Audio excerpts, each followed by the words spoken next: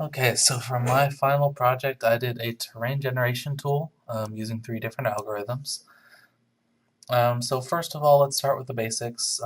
So we're just going to generate some terrain here. So we got this to start, but we'll go more into that later. Um, First, we're going to start with some of the basic manipulation kind of stuff. So there's some general camera control. You can rotate on X, Y, and Z. Um, fairly simple.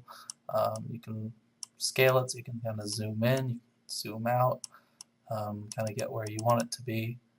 um, Fairly simple stuff. We also have wireframe and fill over here. So that works basically how you'd expect it to, though wireframes only appears if you have wireframe checked, and fill only appears if you have fill checked. Personally, I find it best to have both active. If you have just fill, it looks kind of weird and almost Play-Doh-y, my opinion. And if you have just wireframe, it can be hard, especially from weird angles, to see what's what. um, so I personally prefer and recommend to have both checked. So getting more into the algorithms themselves, the 3 that I chose to implement is diamond square, fault, and hill. Just a basic overview of so those are probably 3 of the more common generation tools. Neither of them are really more common than the other. They have their own advantages and disadvantages. There's no best, there's no worst. Of the 3 at least. Which is really why I did 3 of them, so you could really kind of see the difference, and I can kind of explain what's good and what's bad, and why you might want to use one over the other. So I guess we'll start with Diamond Square. Diamond Square is what I use to generate this. As you can see, it changes randomly as you click Generate. Um, and basically what this is good at is high hills, high valleys, because you can get a lot of change, probably more change than you could with any of the other 2. So it's good for kind of mountainous kind of stuff with ravines, and it's fairly good with kind of creating mountains and kind of more jagged terrain. So we have some sizes here. I have 5 options. The reason I only have 5 options and not kind of a slider or anything is because the Diamond Square algorithm requires a square of a power of 2 plus 1. So as you can see, we have 5, 9, 17, 33, and 65, which are all powers of 2 plus 1. So kind of going more into the Diamond Square algorithm, I have this is kind of more or less how it works.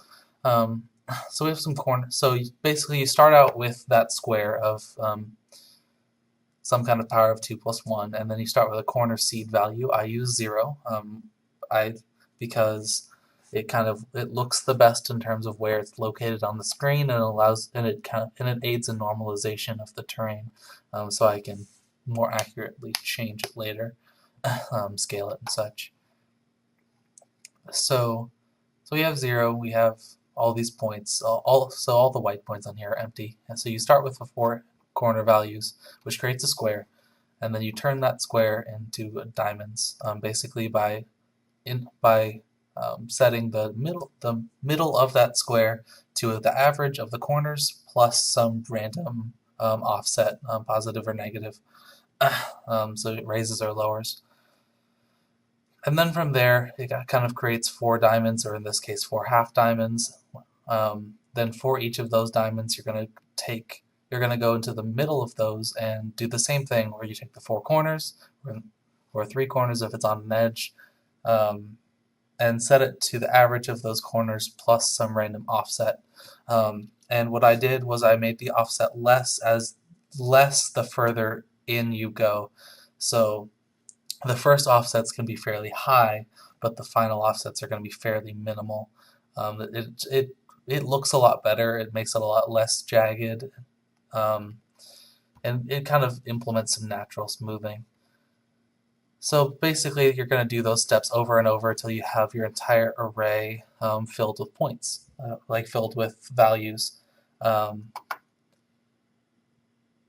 this one is one of the more common ones. Obviously, the main drawback is that you're restricted in terms of shape and size in terms of your array.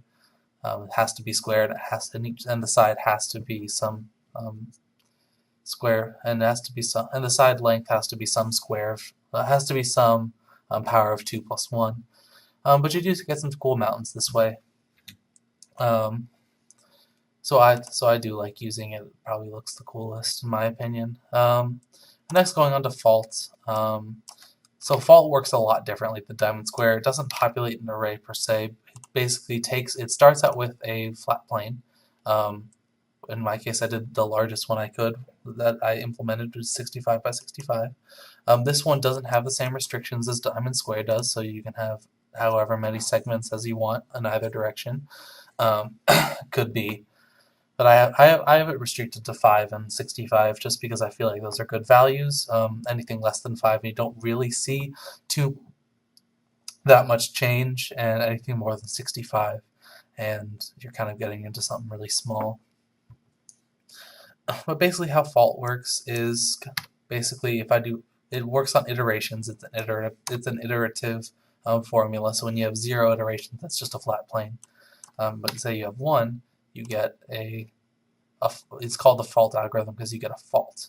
Basically, it's a line that goes from one end to the other of the plane from some random point from some point on each edge of the plane, and one half of it, like one side of that line, is raised and the other side is lowered some small value, which really gets and if I have up here, you can kind of see a bit more about it. That's kind of what I explained here, but as you go to more and more iterations, you get more and more distinct values until you get some like something that actually looks like terrain. So say I increase this. So say I increase this to 500. It really looks like terrain now. So advantages of this, like I said earlier, it doesn't have the same restrictions in terms of size. It can be whatever size you want and whatever shape you want, as long as you can put a line through it. It also creates jagged terrain still.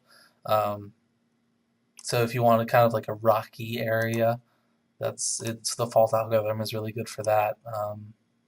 It's also really good at it's also fairly fast, just kind of taking a line, seeing which one is on the line, and kind of splitting it.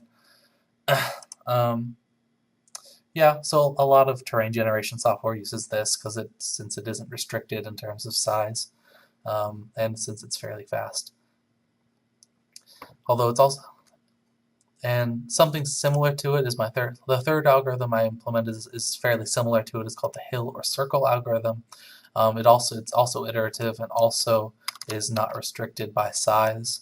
But rather than create lines like the other one, it creates hills or circles. So I have that up here. Basically, you start with just a flat plane, and then you create a random circle of a random size at some random point on that plane.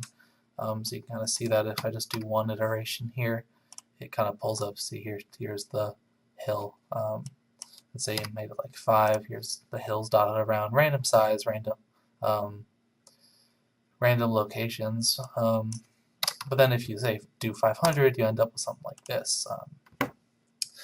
It's actually fairly similar to fault in the way it looks. The main difference being that since it uses circles instead of lines, it looks a lot less jagged and a bit more hilly, which is why it's called hill algorithm. So you don't really need to do much smoothing here, which is probably why if you don't want to do smoothing, definitely do hill over fault, because hill is going to really give you the smoothness that looks good without having to smooth it yourself. It's basically what you might want. Speaking of smoothing, we have some smoothing over here. So smoothing control, basically I implemented a smoothing algorithm which basically takes the points and average and kind of brings them to an average of the ones around it. It's fairly simple, but fairly powerful as well. One pass is really all you need.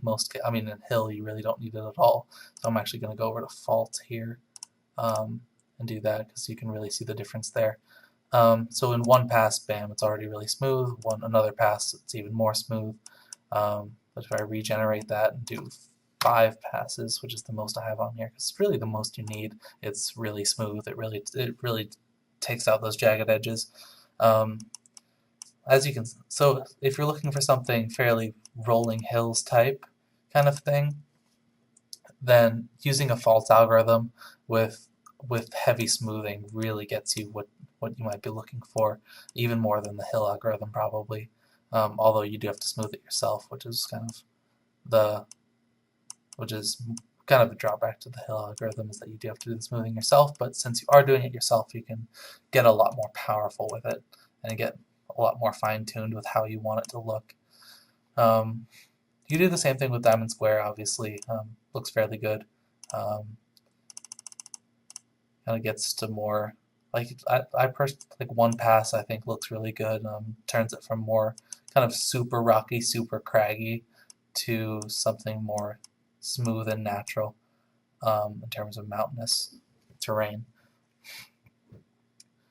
Diamond Square is also a good thing to is probably the best to use for water, which I have a basic water table. Basically, it's just a water plane that you can adjust the height on. But obviously, since Diamond Square creates the highest change in terms of where things are, you can really get some cool island or lake stuff going on with it. Whereas if you did this for the other one, it's a lot. Like the difference in height is not nearly as high, so you can get some cool island type things if you want to go for like a kind of a island chain archipelago type thing. But really, the water's there. If you can turn it on, turn it off. Fairly simple in terms of as far as water goes. And really the last thing that I have is a fairly simple terrain manipulation thing, where you basically just kind of choose where you want it to go, and it basically left click to go up, right click to go down, and it basically just creates some change for you. It manipulates the terrain in a way that makes fair amount of sense. Yeah, so honestly, it's it's not the most powerful thing in the world, but it's there for minor changes. If you want to do any kind of minor change to the terrain, that's really what it's there for. For any kind of for kind of touch-ups to the terrain if you want, it's there. But that just about covers it. That's about everything that I implemented. So yeah, that's about it. Thank you all for watching, and well, yeah, thank you all for watching.